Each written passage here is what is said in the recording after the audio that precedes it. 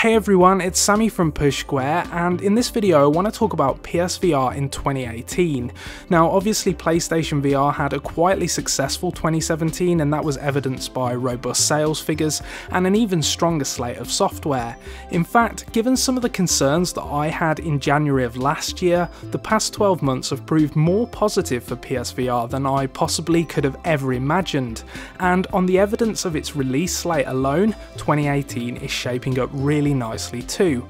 But with the year still in its infancy, I thought it'd be fun to look at 4 things that I want to see out of the headset over the coming months, and I'm going to get into that in this video. But before I do, please do remember to like the video and subscribe to the channel, and with that said, let's get into it. So I'm going to start this video in the most obvious place, but it has to be stressed that all pieces of hardware live and die by their software support. So there are a lot of games for PSVR already, but I want to see that trend continue through 2018 and beyond. Sony's already hinted that it expects the headset's library to almost double this year, and I'm hopeful that spans a wide range of experiences from smaller titles all the way through to big AAA blockbusters. The most exciting thing about virtual reality this year for me is that a lot of the studios that are making games for PSVR are on their second or third games in virtual reality. So if I talk about titles like London Studios' Blood and Truth or Vacation Simulator for example, these are both games that are developers returning to the medium for their second or third title, and that means that they're going to show a greater understanding of the medium than 2016's various launch titles, and that's a positive thing.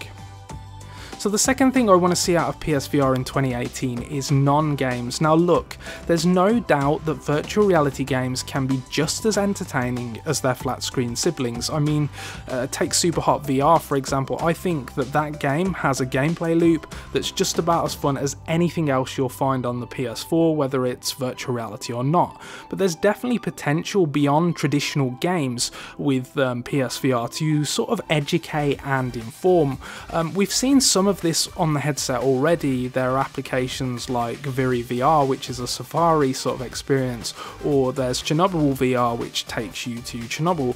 So I'd like to see more of this on PSVR in 2018, whether it's virtual reality short stories like Alamet, or more educational experiences like Everest VR. There's just so much potential that I want to see better explored in 2018. So the third thing that I want to see out of PSVR in 2018 is more PSVR Aim Controller support.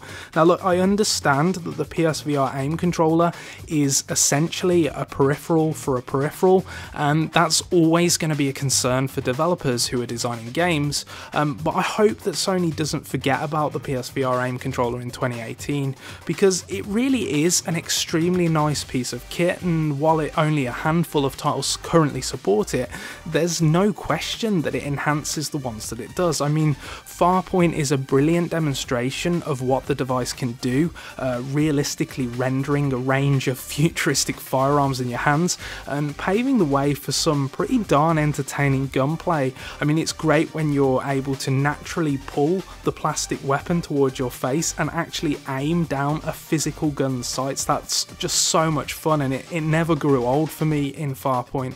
So there are a handful of games, including the first-person shooter Bravo team, that are already confirmed to support the accessory this year, but I've got my fingers crossed that a few more are going to be announced as 2018 trundles along.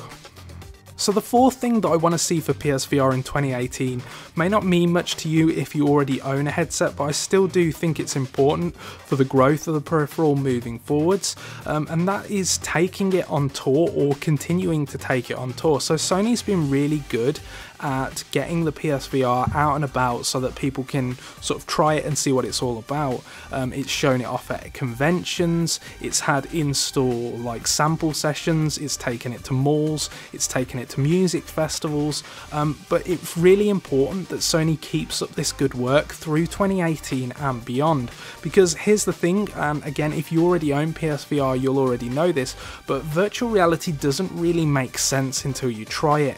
Not everyone falls falls in love with it at first sight, of course, but generally what I've noticed is that when people try it for the first time, they actually understand it better and they're usually pretty impressed by it.